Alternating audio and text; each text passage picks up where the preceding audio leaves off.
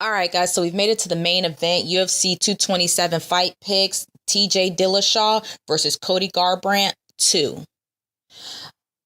So we all know this whole TJ Dillashaw and Cody Garbrandt rivalry has been going on basically ever since TJ left the Team Alpha Male camp, and he had to beef with Uriah Faber, and then Cody decided to jump in and have a beef, and it's just been beefing and beefing and beefing. It's just getting so juvenile, to be honest, getting so juvenile. Anyways, they at least went in there and put on a great fight. That first fight was a really good fight. TJ Dillashaw was seconds away from losing.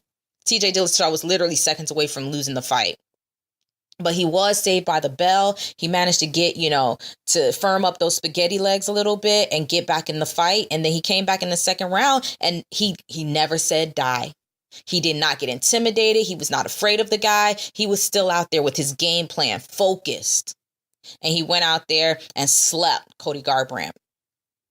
The thing about that fight was, I know TJ Dillashaw won the fight. He did go out there and just, knock out Cody Garbrandt, but both of these guys just are so skilled. They really are. In the first fight, you could tell that we all know that TJ Dillashaw is a great fighter, period. He's a great fighter. He is slick with his foot movement. When he first started to switch stances, you could tell that TJ Dillashaw was turning into a different animal. I know he lost that fight. He first started switching stances in a Sun South fight, the first Sun South fight, and he lost that fight. Okay.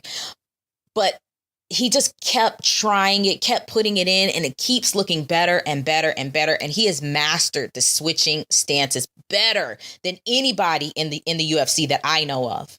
It's just so slick. It's beautiful. When he falls into that southpaw stance, he uses all of these southpaw tricks, the nasty liver kick. He also will keep kicking you in the head, kicking you to the head out of the southpaw stance. Then he'll switch back to orthodox and kick you in the head, and it'll probably be a knockout. It'll be something that wobbles you, put it that way. And then he also uses the straight left. He's just a very smart fighter, very slick fighter. He also has great wrestling under his belt. He definitely has all of that wrestling skills. He just has great wrestling.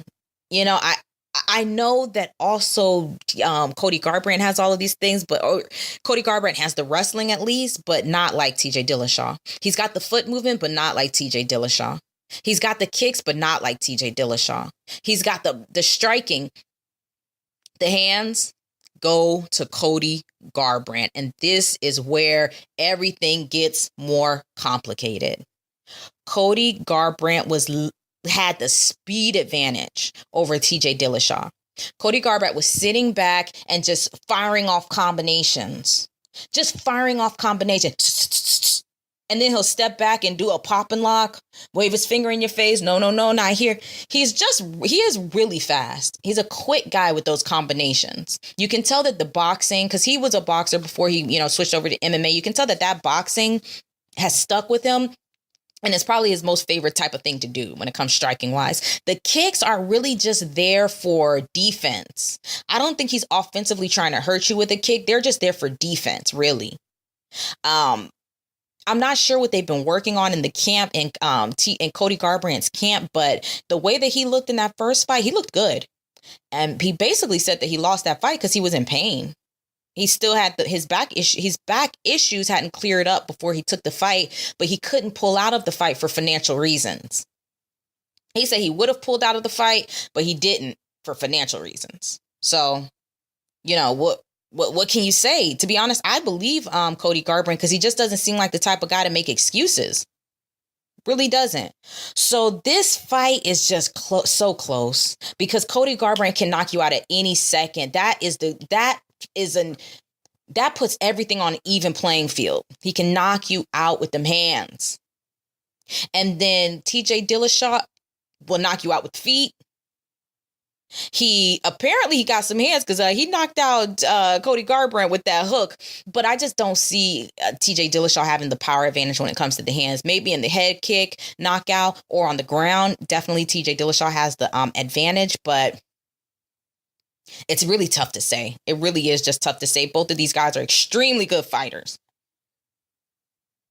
But my fight pick is for TJ Dillashaw. TJ Dillashaw is going to defend his belt against Cody Garbrandt, and I think that's going to be all she wrote. I think he's going to do that. He's going to go down, maybe fight DJ. If not, Cody will fight Marlon Moraes, and then they'll find the next contender. But I think TJ is just too slick for all of what Cody Garbrandt has. You know, Cody Garbrandt got caught. That's how he lost the fight. He got caught. It wasn't like it went to decision. He was like, I just didn't have enough power. He had power. He knocked the guy down. Cody just got caught. And I think that TJ is going to be able to catch him again. I actually do. TJ just throws an onslaught of offense. That's his game. Offense first. Think later. So anyways, that's my pick. Let me know what you guys think in the comment section. Who do you guys think is taking it? TJ Dillashaw or Cody Garbrandt?